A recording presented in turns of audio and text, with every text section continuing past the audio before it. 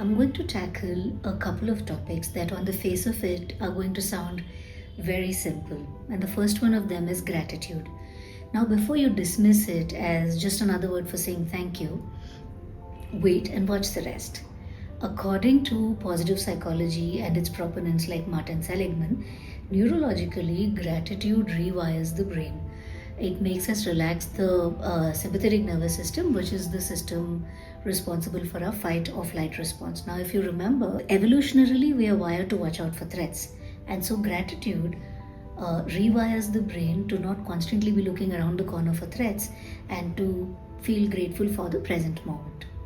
In addition to triggering happy hormones, having more gratitude also rewires the brain to have actually more gray matter. And I'm linking all the links to the research that I did for this. It does a bunch of other things for us physically, emotionally. So it reduces hypertension, reduces stress in the body, increases general feeling of hope and positivity, and therefore reduces anxiety. There's a lot of data for you to look through. So this is personal and social rewiring. If you think about it, what stops you from just waking up being a Zen person who's very grateful for just being alive on a daily basis?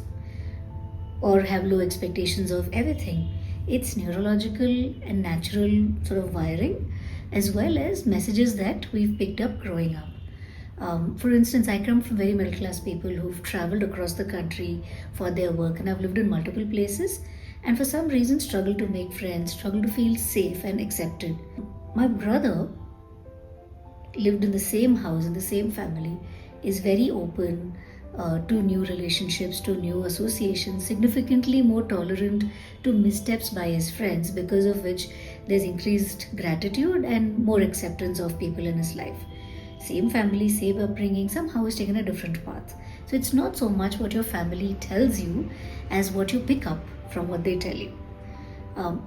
Coming back to what does gratitude do for us socially and relationally, it allows us to look at the amount of grace that we receive from everybody, from family, friends, co-workers, even strangers, and feel grateful for it.